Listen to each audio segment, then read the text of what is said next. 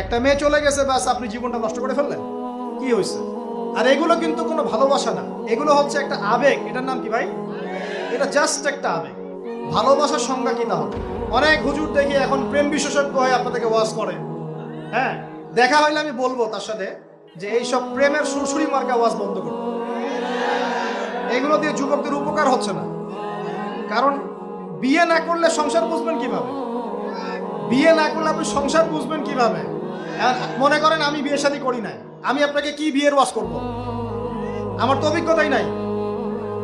আর মনে করেন আপনি দুইটা বিয়ে করছেন, কথা কথা, এখন আপনি বলবেন বাপ রে বাপ, এই কাজ ভাই আমি করছি, আপনারা করতে চান। কারণ আপনার অভিজ্ঞতা হয়েছে, অভিজ্ঞতা থেকে মানুষ শেখে না। তো সুরসুরি মার্কা ওয়াজ দিয়ে কি মানুষকে শেখানো যাবে?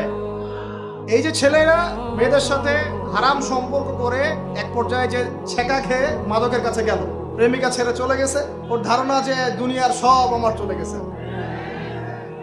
একটা মেয়ে, মেয়ের অভাব নাকি দুনিয়ায়? হ্যাঁ, মেয়ের অভাব মনে করেন? শেষ জামানায় একটা ছেলের ঘাড়ের মধ্যে 40টা মেয়ে থাকবে। আরে ভাই, 40টা বউ না, 40টা মেয়ে, মহিলা। মানে আপনার ঘরে থাকবে আপনার স্ত্রী, আপনার কন্যা, আপনার মা, আপনার বোন, আপনার শাশুড়ি, আপনার খালা, সব আপনার ঘরে। শেষ জামানায় মেয়েদের সংখ্যা আস্তে আস্তে বাড়তে থাকবে, ছেলেদের সংখ্যা আস্তে আস্তে কমতে থাকবে। যুদ্ধ বিগ্রহ বেশি হবে, ছেলে মানুষ একটু বেশি মারা যায় না, বাইরে চলাফেরা বেশি করে, অ্যাক্সিডেন্ট আছে, রোড অ্যাক্সিডেন্ট, এই সেই, যুদ্ধ বিগ্রহ। এমনি গড়াইও ছেলেদের কম, আর ছেলেদের জন্মহার কিন্তু মেয়েদের চেয়ে কম। শিশু ছেলে মারা যায় বেশি, মেয়েরা মারা যায় কম। ছেলেরা এমনিতেই সংখ্যায় কম হবে, আর শেষ জামানায় মেয়েদের সংখ্যা আরো বেশি বাড়তে থাকে। একটা মেয়ে চলে গেছে, ব্যাস আপনি জীবনটা নষ্ট করে ফেললেন। এখানে মূল সমস্যাটা ভালোবাসা না, এখানে মূল সমস্যাটা ছিল আপনি আপনার নফসের কাছে হেরে গেছেন। আপনি আপনার নফসের কাছে হেরে গেছেন, আপনি আপনার প্রবৃত্তির কাছে হেরে গেছেন।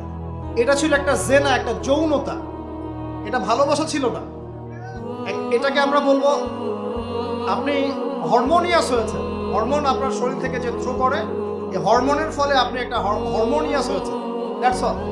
আর যে মেয়েটা আপনাকে উঠতি বয়সে এইসব মিথ্যা প্রতিশ্রুতি দিয়েছিল, সেও ছিল একটা প্রতারক। কি ছিল? একটা, সে নিজেও জানতো না যে সে নিজে কি করছে, সে নিজেও জানতো না সে চায় কি। তখন আপনিও বুঝতেন না আপনি কি চান। এগুলো আর জীবন, জগৎ, বাস্তবতা, রেসপন্সিবিলিটি সম্পূর্ণ আলাদা জিনিস। ভালোবাসার সংজ্ঞা কি তাহলে?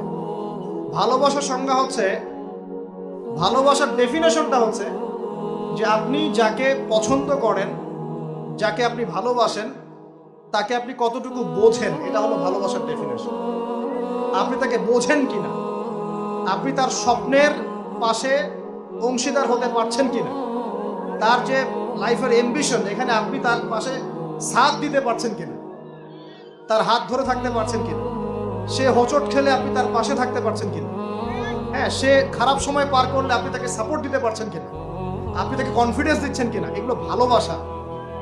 আমরা আমাদের সন্তানদেরকে ভালোবাসি না? সন্তান পড়ে গেলে আমরা হাত ধরে তুলি, ওঠো, কিছু হয়নি, আবার